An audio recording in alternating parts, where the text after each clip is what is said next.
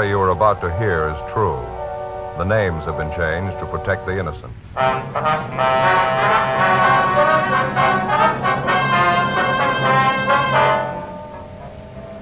You're a detective sergeant. You're assigned to homicide detail. An unidentified woman is found murdered in a hotel room. Cause of death, strangulation. There's no lead to the identity of the killer. Your job, find him.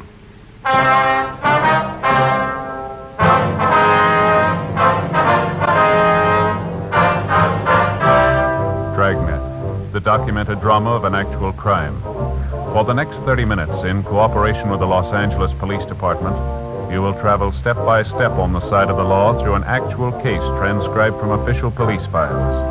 From beginning to end, from crime to punishment, Dragnet is the story of your police force in action. It was Tuesday, October 27th. It was cold in Los Angeles. We were working the day watch out of homicide. My partner's Ben Romero. The boss is Thad Brown, chief of detectives. My name's Friday. It was 1:35 p.m. when we got to the old Central Jail building, 3rd floor, the crime lab. How you doing, Lee? Hi, Ben. Joe? How's it going? Did you check the stuff yet? Yeah, most of it. Come on back here. Okay. Well, this is all of it. Did you find anything we can get a lead out of? Nothing too good, no. I don't think you could identify it from what we've got here. The morgue post the body yet? Yeah, just this morning. How about fingerprints, Lee? They find any in that hotel room? No foreign prints, no. Dead end there. What about the woman's purse? Did it show anything? No chance. You can see the fabric here. Won't take a print. Yeah. Contents of the purse here, usual stuff. Mm-hmm. Comb, lipstick, keychain, 1 key on it, half pack of chewing gum, coin purse, a dime, 2 nickels in it. That's all of it. Yeah. According to the room clerk at the hotel, she had a wallet with her when she checked in. There's no sign of that, was there? Nope. No sign of it in the hotel room either. Checked everything. Is that the only piece of jewelry found on the body, that wedding ring there? Yeah, it's a cheap ring. No markings on it. No way of tracing it. About the only thing I can tell you, she was pretty well dressed. That's an expensive bag there. Yeah. Sure not a cheap dress either. Same for a coat and shoes. They cost some money, too. How about labels on any of that stuff? One on the coat. Yeah? You can see right here. Benworth Department Store, Los Angeles. Coat's fairly new. They might be able to give you something on it. Oh, maybe. The people at the hotel, get anything there? Well, it could have been better, Lee. The woman checked in last night around 8 o'clock. She registered as John Ross and wife, L.A. Anyone see the man with it? No, nobody. Room clerk says the woman came in alone. She said her husband was out parking the car, so she registered for both of them. Mm-hmm. Clerk said he left the desk a few minutes after that. Figures the man must have come in sometime while he was gone. Nobody on duty at the desk after midnight. He could have left the hotel any time after that without being seen. She registered at 8 p.m. The coroner says she died about 10:30. You're not even sure there was a man with it, are you? Yeah, the woman who was registered next door to the murder room, she told us she heard a man and a woman arguing. It was about 10 o'clock. Said it got pretty loud. No idea who the woman really was, huh? I suppose that John Ross and wife business doesn't mean anything. That's pretty doubtful. About all we got to go on is the physical description from the coroner. She was a small woman, 5'1", 99 1/4 pounds, wasn't that it, Ben? Yeah. Brown hair, blue eyes, about 31, 32 years old. We got her prints off to Washington. Got any ideas? We figured maybe it could be a psycho killer. How'd you figure? The coroner's report listed strangulation as the cause of death. Yeah? Whoever did it made sure her neck was broken. At approximately 6 o'clock that morning, in a second-floor room of a downtown hotel, the body of an unidentified woman was found murdered. Preliminary investigation failed to reveal the true identity of the victim or the killer. As far as physical evidence was concerned, there wasn't much to go on. The deep bruises on her neck and throat, along with the crushed vertebrae at the base of her skull, indicated a savage attack. 1:55 p.m. Through the label on the dead woman's coat, we traced the garment to a department store where it had been purchased, but they had no record on it. It was a cash purchase, and the salesgirl couldn't remember the customer. Investigation during the next 2 days failed to turn up any leads. We showed a morgue picture of the victim to bartenders, waitresses, parking lot attendants in the vicinity of the hotel. They couldn't identify her. We rechecked tenants and employees at the hotel. That got us nothing. Thursday, 5:48 p.m. One answer I'd sure like to find. Yeah? The victim was a nice-looking woman, well-dressed, nice clothes. How come she'd stay in a cheap hotel down the neighborhood like that?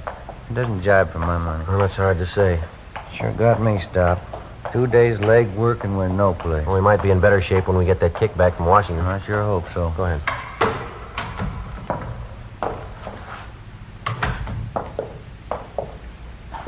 Hey, excuse me? Well, yes, sir. Can we help you?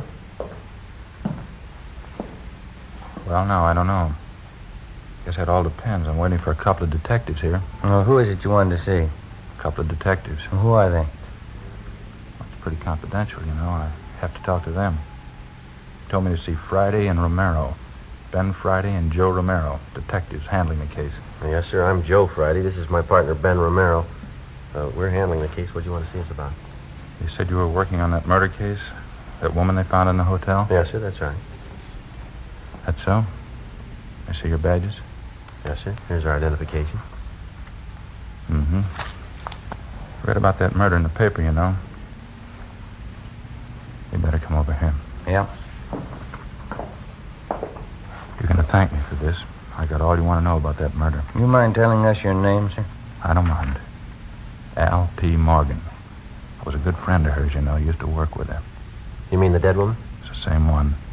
I never forget her face, Maud McLeod. Saw that picture in the paper and I said to myself, there's old Maud. You're pretty sure of that, are you, Mr. Morgan? Sure, I'm sure. Maud McLeod. Used to work together in the circus. Maud was a bareback girl, you know, best in the country, real trooper. What makes you so sure it's the same woman, Mr. Morgan? When was the last time you saw this friend of yours, this Maud McLeod? Well, I used to see her all the time. Worked the old Sells photo together. Got a photo of her. Do you mind if we take a look at it, sir? That's why I came down here. I want to help out. She's got to be identified. Well, let's see. Got it here somewhere. It's old Maud in her circus costume. Yeah, here it is. Take a look at that. It's Maud, ain't it?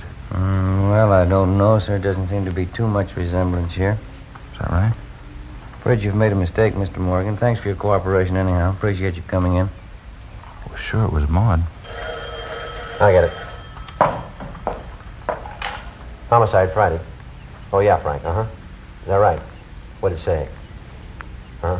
Yeah. Okay, fine. No, we'll pick it up. Yeah, thanks. Anything? Communications. They got the kickback from Washington on the dead woman's fingerprints. Any luck? They got her identified. She worked at an aircraft plant during the war. Name's Doris Frazier. I can't help but think you fellas are missing a bet. I knew that dead woman. Well, she's already been identified, Mr. Morgan. We know who she is. Her name's Doris Frazier. That's so. Yes, sir, that's right. Well, what do you think of that? Old Maud. She went and changed her name.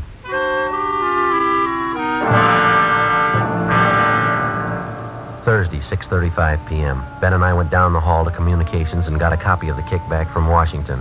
The murder victim was identified as Doris Eileen Frazier. She applied for a position as a typist at the Eagle Aircraft Plant in Burbank in 1942. Next morning, we checked the personnel office at the plant, and we found that Doris Frazier had been employed as a typist from 1942 to 1944. In going over her application, we found her last known address listed as 7346 Oakdale Avenue. Her application stated she was single, with no previous employment, with no known relatives. We could uncover no further information on the girl. We drove across town to the Oakdale Avenue address, a large apartment building in a better-than-average neighborhood. The manager told us that Doris Frazier had lived there up to 8 months before.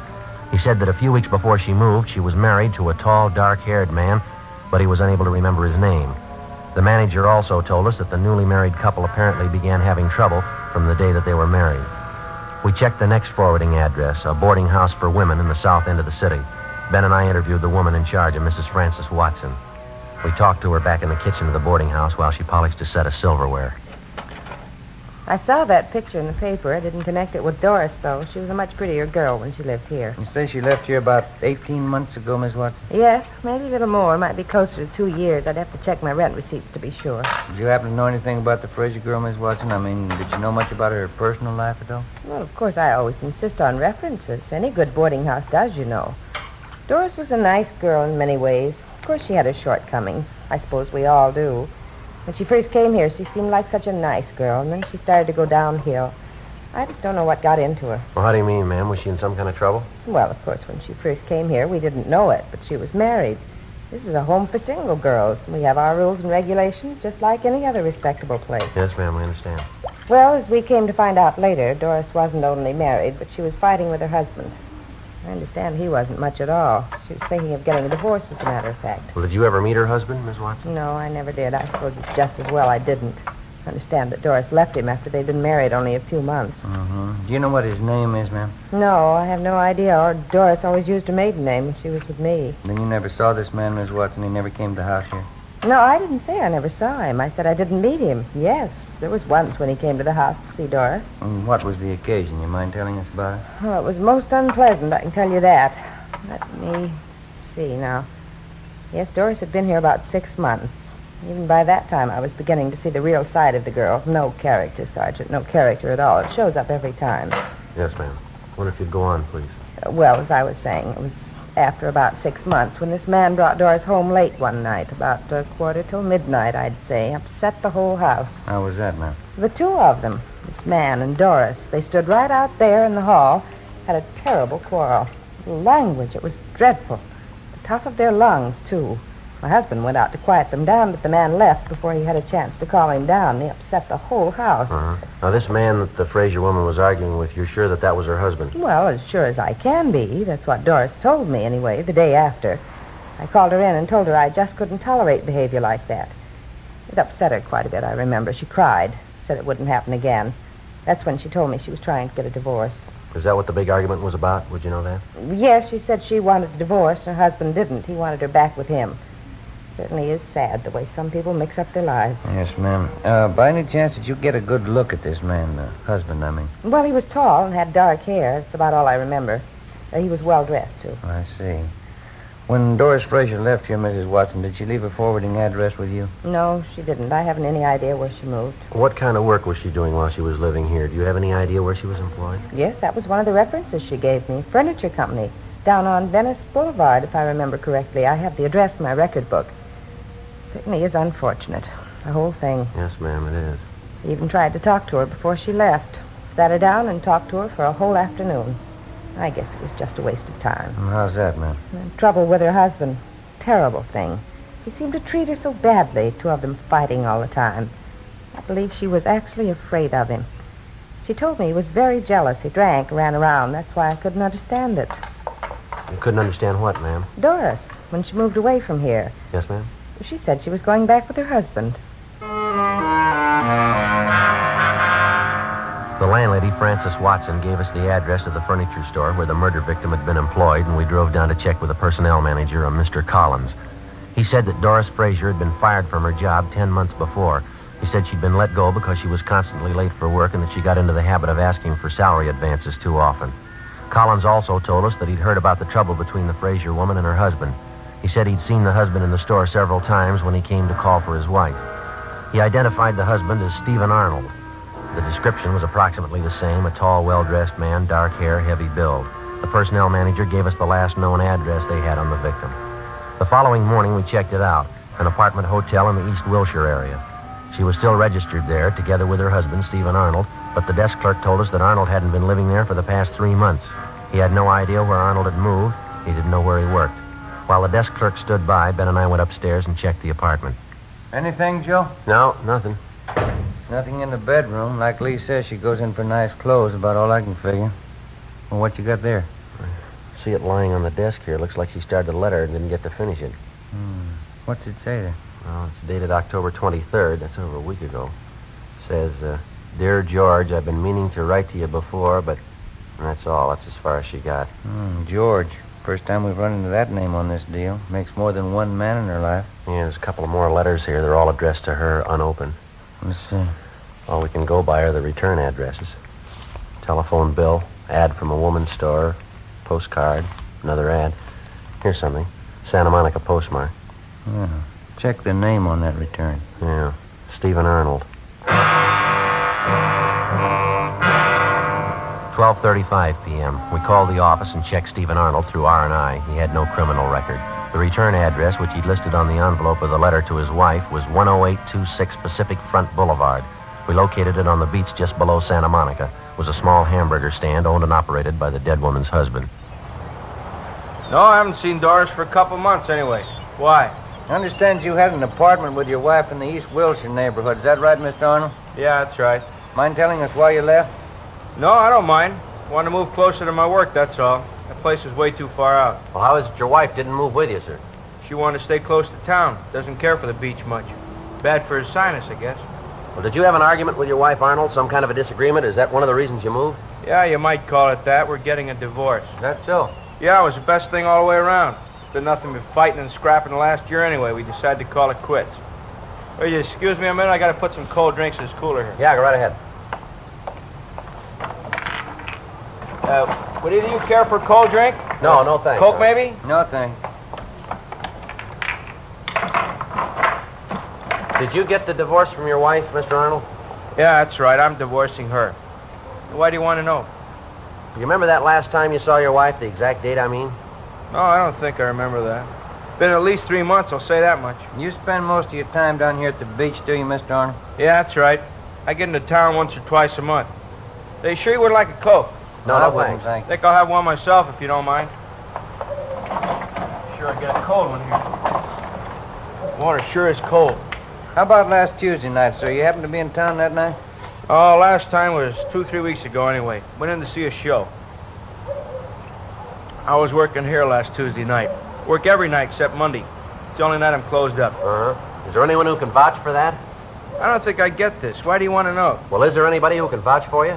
Well, sure, half a dozen people anyway. A fellow runs a place next door, the guys in the rest of the stalls up and down the way here, they can all vouch for me. I work till 1 a.m., same as usual. Here, just a minute. Hey, Vic! Vic! Yeah, Steve? Hop over here for a minute. Something I want to talk to you about. Yeah, just a minute. Okay, Vic, thanks. He'll be right over. Hey, you fellas want a cup of coffee or anything? No, I wouldn't. Like to have change for that cigarette machine, though, if you don't mind. Oh, sure.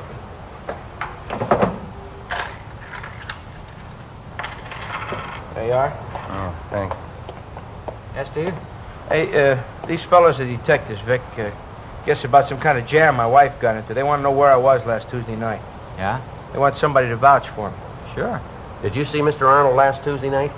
I was working next door. Steve was here all night.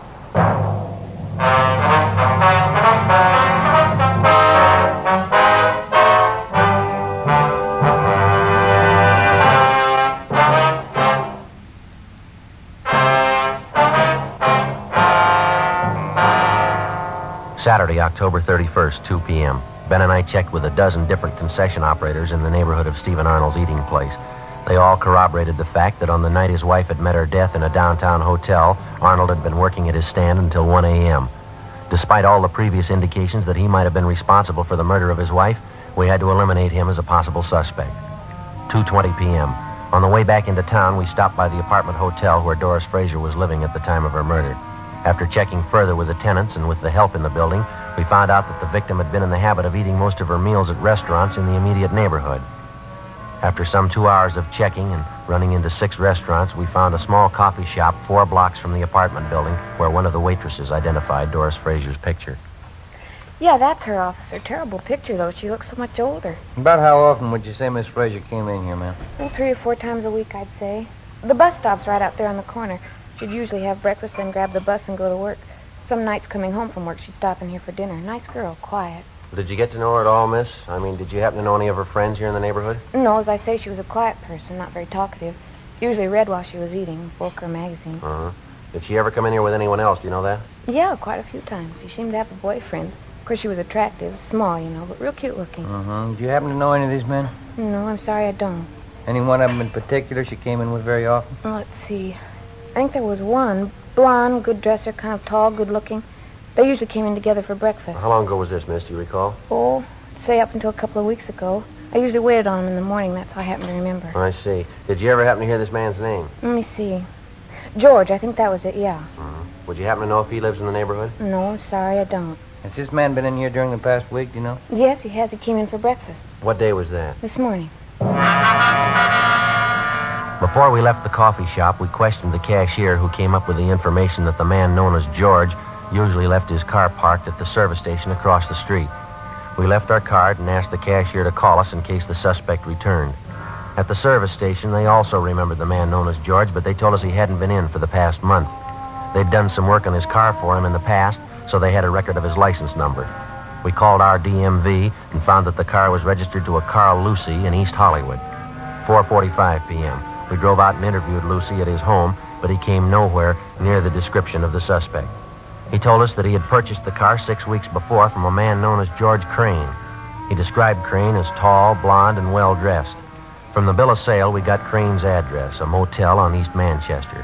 The manager there told us that George Crane had moved a week before. He said that Crane had left no forwarding address, but he did remember where he worked. He was a driller in one of the oil fields down in Long Beach. We checked the oil company's personnel office downtown, but they were closed for the day. 6:18 p.m. We went back to the office and pulled a package on George Crane from R&I. Get anything on him? Yeah, he's got a record. Here's the package here. Yeah. Nothing very heavy. Drunk charge 2 years ago, another one last year, disorderly conduct, resisting arrest. That's about all. Let's see. Yeah, description checks out all the way. You called the night office of that oil company, did you? Yeah, they couldn't tell us anything. Said call back first thing in the morning. Want to reach I it? got it, yeah. Homicide, Friday. Who? How's that, sir? Oh, yeah, sure. Yes, sir. No, sir, I'm afraid not. Yeah, thanks anyway. You bet. Yeah, goodbye. Well, that does it. Who was it? That guy who was in here the other day, you remember that Alfred P. Morgan or whatever it was? Oh, what did he want? Wanted to buy us a drink. He's celebrating. Huh? His old friend Maud. He just found her.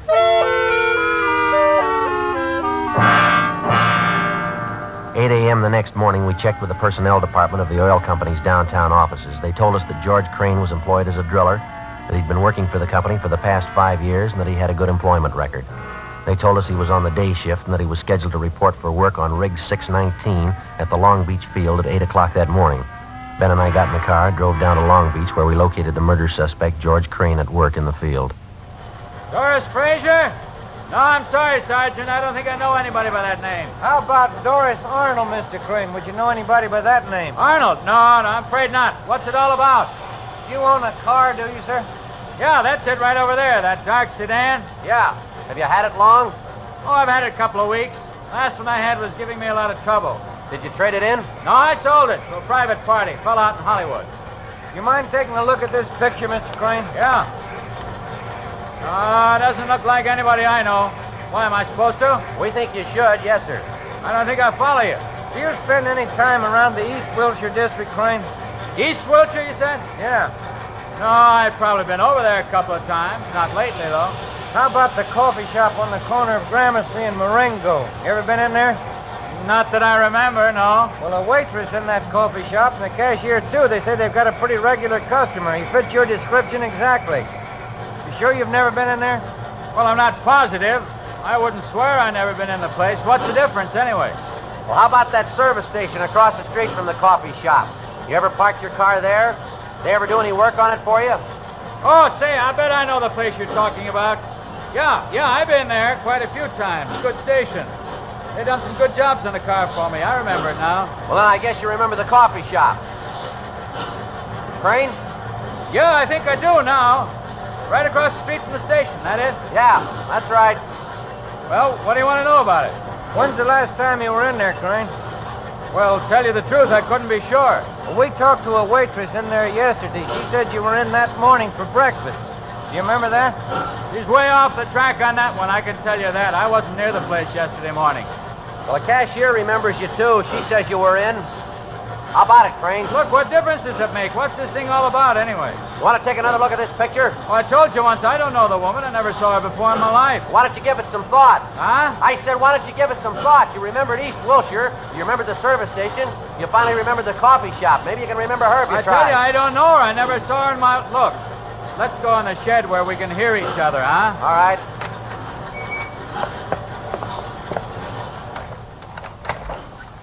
Yeah, that's a little better, huh? The waitress in the place says you were in there quite a few times with a woman. You usually came in for breakfast. You stopped going there about 2 weeks ago. I don't know her. What's the matter, Crane? You figure you got something to hide? I don't know what you're talking about. I don't know her. What do you figure she's got to do with me, anyway? We checked her apartment, mister. We found a letter she was writing to you. You about ready to tell us? What's a letter? That doesn't mean anything. Can't prove anything by the letter. What are you thinking, anyway? We think you're lying, Crane. We think you got a reason for it. What do you say? Doesn't prove anything. Maybe I knew her. That doesn't mean anything at all. We think it does. Yeah? We think you killed her. That the way it looks to you? That's the way it looks. I don't think you can prove it. We're going to try. Now, how about it? Will it go any easier for me if I admit it? That's not up to us. I don't know why I did it. What am I going to give for a reason? I don't know why I killed her. I wouldn't know, Crane. Didn't really have any reason. That sounds funny, doesn't it? No reason at all. I just killed her. What am I going to tell him? If I don't have a reason, how can I ask him to let me off easy? How can I ask him? I don't know, but they'll have an answer.